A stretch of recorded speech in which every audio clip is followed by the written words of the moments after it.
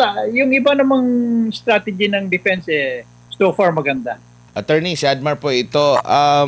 Dito po sa Day 14 ng impeachment trial kay Vice President Sara Duterte, naging malinaw po ba, lalo na po sa pagpepresenta ng prosekusyon, pagtatanong ng prosekusyon, doon sa witness po, na merong nagawang mali na maituturing na impeachable offense ang mismo ang Vice President po, Attorney? Well, premature pa sigurong sabihin yan, Admar ba? Admar? Opo, opo, Attorney. Yes, sir. Premature kasi kung sa maliwanag na presentation, maliwanag naman yung presentation. Pero kung whether they were able to establish yung guilt, depende yan sa ebidensya rin na lalabas on the part of the defense. At saka depende sa evaluation ng mga judges. Kaya still premature. Ang importante siguro dito ay naintindihan nating lahat kung ano ang ginagawa nila. Mukhang dito sa bandang huli, mas klaro na ang exchanges ng mga lawyers. Doon sa earlier part, mas marami yung mga debate. Pero dito sa later part, mukhang mas mahinahon ng mga lawyers doon sa both sides, defense at saka prosecution. Opo. Attorney, aminado po ang witness kanina na si Del Campo na diretso na siya after niyang mag-audit, naglabas siya ng audit observation memorandum, tapos hindi na siya dumaan sa notice of suspension, diretso na siya sa notice of disallowance dahil nang malaman niya na meron na daw paglilipat ng pondo na nakita daw niya na illegal, improper at violation daw sa Joint Memorandum Circular number 15, hindi na siya dumaan sa notice of suspension. Inamin po niya at diretso na sa notice of disallowance.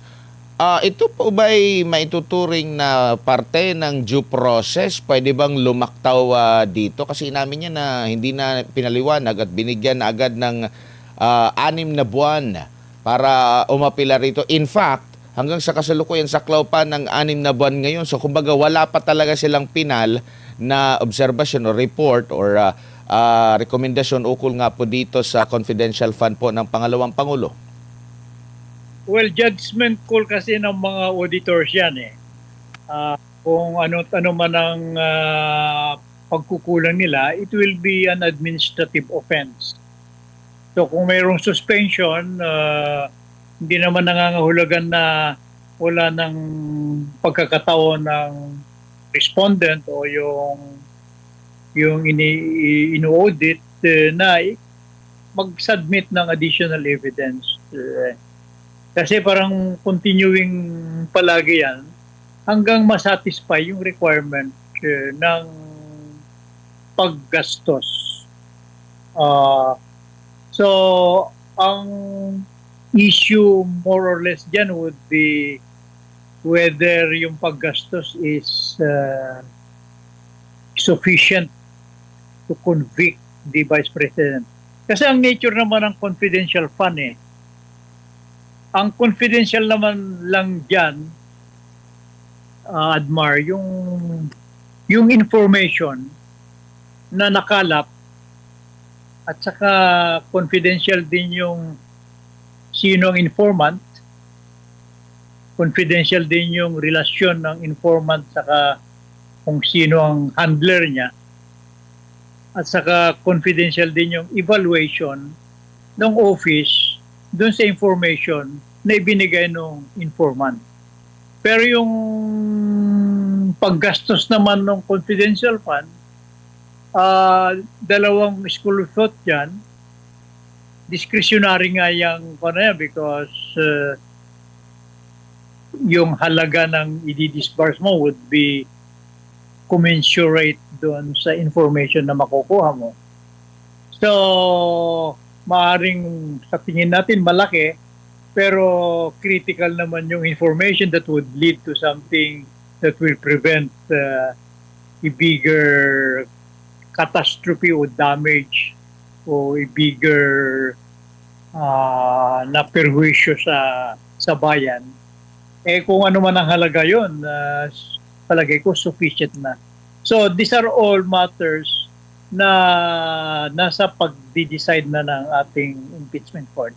Opo, pero attorney, nakikita niyo po ba na sapat na yon para magkaroon talaga ng impeachable offense ang pangalawang pangulo na ongoing pa pala ang proseso doon sa tinatawag na due process sa pag-comply doon sa mga hinihingi ng COA po, attorney?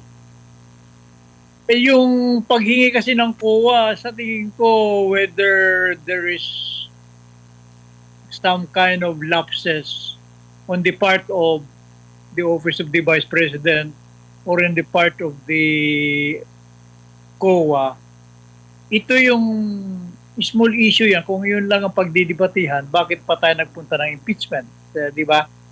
Ang issue talaga dyan is was there a prudence dun sa paggastos dun sa sinasabing confidential fund? Yung bang ginamit mo, gumamit ka ng missile kung pwede mo namang gamitan ng rifle. So these are a judgment call on the part of the Senate court, impeachment court, yung senator judges. Opo, kasi nung nag-clarify din si Senate President Chis Escudero kung nahinga na ba sila ng paliwanag o apila, inamin ng witness na wala na kahit na kasi wala ngang inilabas na notice of suspension, diniretso na sa notice of disallowance. Now ngayon po, ang ini-invoke naman itong witness lagi ay yung nakasaad po sa memorandum circular, joint memorandum circular ng COA at DBM na 8.3 kung saan kung bigo daw ang accountable officer na mag-liquidate ng any public funds for which he is accountable upon demand by the only authorized officer shall be a prima facie evidence that he has put such missing funds or property to personal use and benefit. At kinukot nga dito ang Antonio Martinez versus People of the Philippines at Sandigan Bayan. Kung ihahambing po itong example po ng sa Joint Memorandum Circular na kaso po sa sitwasyon ni VP, maituturing bang magkapareho ito po, attorney, considering ito, sinampahan na siya ng kaso ng ombudsman sa Sandigan Bayan po, attorney, sa kanya, hindi pa nga tapos yung proseso po, attorney.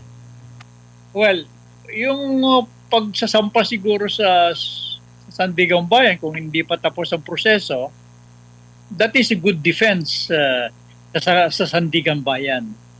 Ang sa impeachment kasi yung kabuuan hindi yung isang instance lang Yung isang instance pwedeng specific offense yun Itong impeachment is broad kasi hindi naman legal proceeding ito kundi political proceeding using judicial procedures. Ang hinahanap dito nagkaroon ba ng katapatan on the part of the Vice President sa pag-handle ng funds. At hindi natin pwedeng husgahan ng Vice President until nag-present sila na ebidensya. They have to present evidence na halimbawa, hindi sila binigyan ng pagkakataon na makapag-presenta ng additional evidence para masatisfy yung requirement ng COA.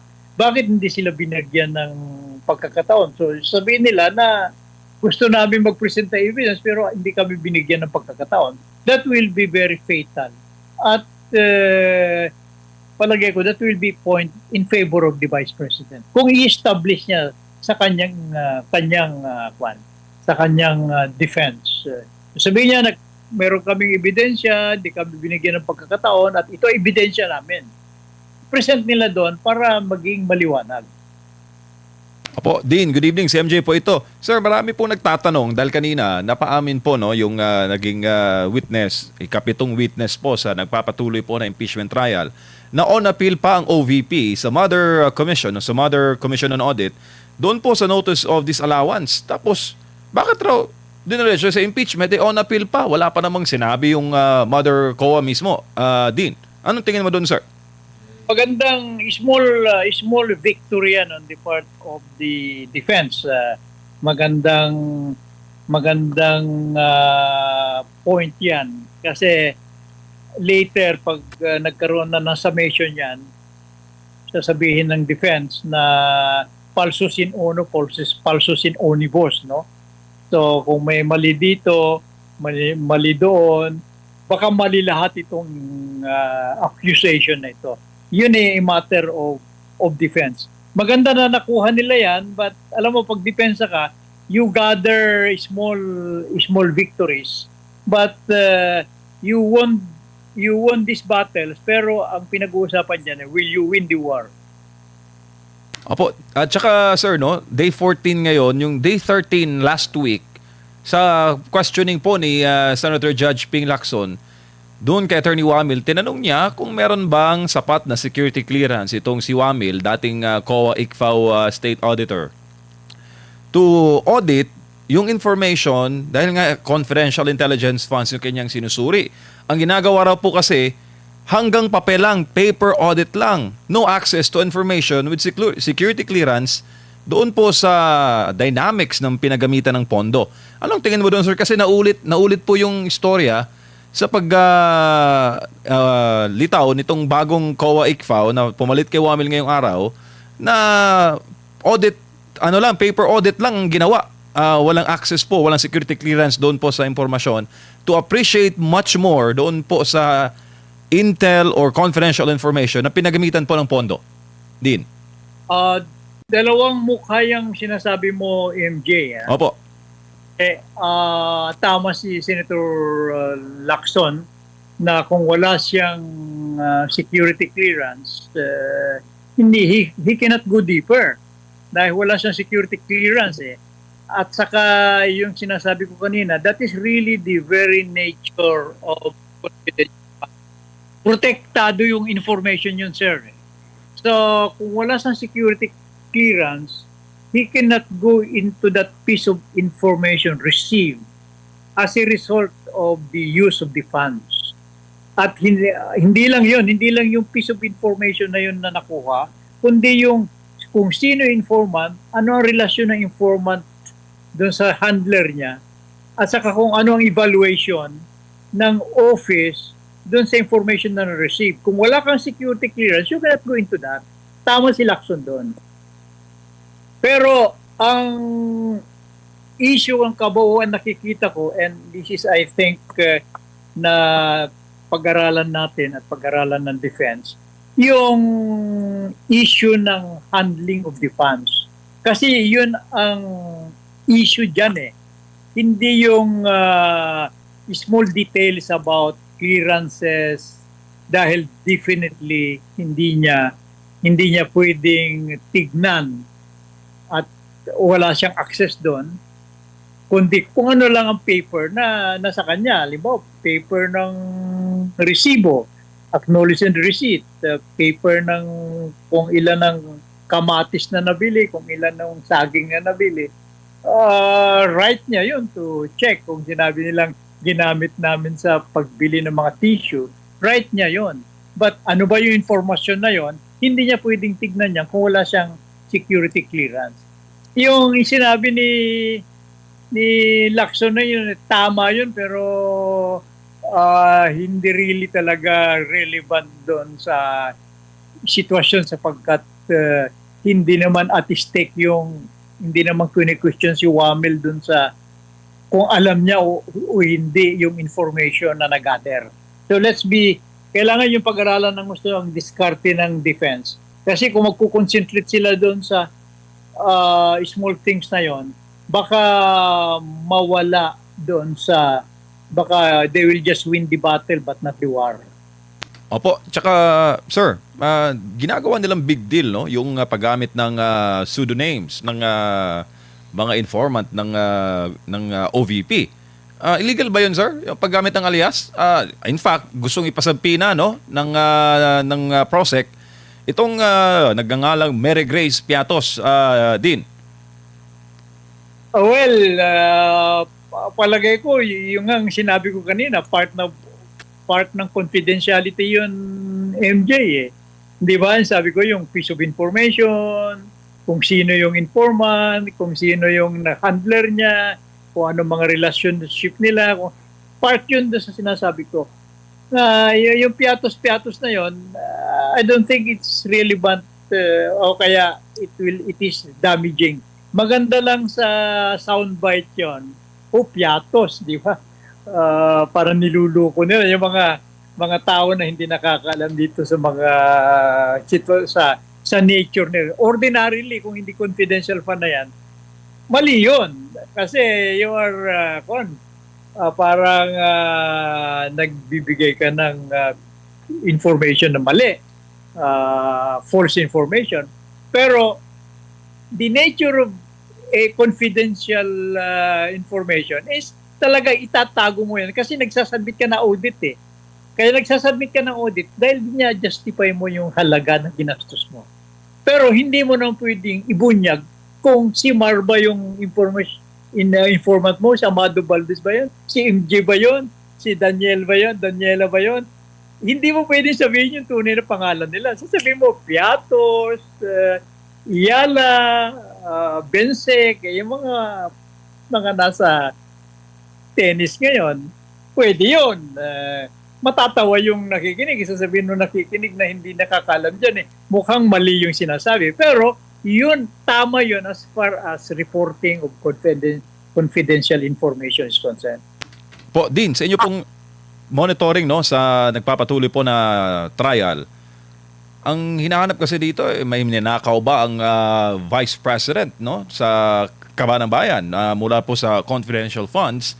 Ano tingin mo, sir? Meron ba doon po sa paghimay no ng PROSEC, paglalahad po ng depensa? Hindi ko nasundan lahat yun, sir. Hindi ko nasundan lahat dahil tinignan ko lang yung mga critical points eh. Kaya sinasabi ko na tama ba na kulikutin ng impeachment court yung detalye ng mga informant? Hindi dapat. Kasi nga, yun ang nature ng confidential fund. Pwede lang gawin yun kung meron silang clearance, di ba? Yung sinasabi ni Lacson, clearance. Pero yung halaga sa akin, immaterial eh. Kung anong kailangan mong gastusin para magtagumpay yung mission mo, gastusin mo. Huwag. Ando doon lang yung makikita mo kung balansyado ba ang paggamit mo. Kung may konting excess, may mga allowances naman konting excess kasi di mo naman siguro pwedeng i-report yung nakasakay ka sa sasakyan pero kailangang dumaan ka sa isang para bumili ng personal mo. Kung ini-report mo yun, sa akin, justifiable yun dahil nasa mission ka eh. So, yung halaga would be decided kung tama o hindi depende sa pag-handle ng depensa ngayon. And siguro din by the outcome no ng operasyon kasi kanina na-establish din na yung pera nga ng OVP ginamit sa surveillance. Halimbawa magkakaroon po ng mga event ang OVP halimbawa sa isang probinsya sa Visayas. Tapos pupunta doon ang VP. So na-establish na nagsasagawa talaga sila ng surveillance, bumibili ng impormasyon para hadlangan anumang threat na mag-occur pag nandun na ang second highest official of the land. Pero sabi ng auditor, parang hindi pa raw, kasi nakalagay daw doon sa resulta, no untoward incident. Hindi pa raw yun pruweba ng sapat, kailangan pa raw ng resibo, ng papel para patunahin na yung impormasyon nga na ay legit. na binili gamit po yung confidential funds ng Estado. Ano tingin mo doon, sir? Masyadong technical yata itong naging talakayan. Ako ang defense dyan at inamin na niya yun, tatahimik na ako, sir. Pag-present ako ng ebidensya, pagdating sa question, doon ko ngayon ididiin niya. At this point in time, kung ipo-point out ko yon, baka mamaya makagawa pa ng damage control yung prosecution. Yung bang, ang style mo dyan kasi dyan sa trial, sir. Lawyer ka, di ba, MJ, o no? Hindi sir. Ako po ay ordinaryong mamamayan lamang po. Hindi, maski lawyer, ordinary mamamayan tayo lahat. Sabihin, ang trial lawyer, kailangan poker face yan. Pag naglalaro ka ng poker, hindi mo pinapakita na malakas ang kamay. So, yung mga ganon, hindi na ako kikibo yari ka dyan, sasabihin ko. Pero, well, anyway, lang naman tayo. Meron tayo, kaya siguro may karapatan tayong mag-speculate. Pero, good point na ng defense yan, lalo na kung may mga evidence. So, tama ka doon na yun dapat na thought process nila. Pero kung ako yun, sa trial, hindi ko na ipo-point out yun. Pag inamin na niya. At yung iba namang strategy ng defense, so far maganda.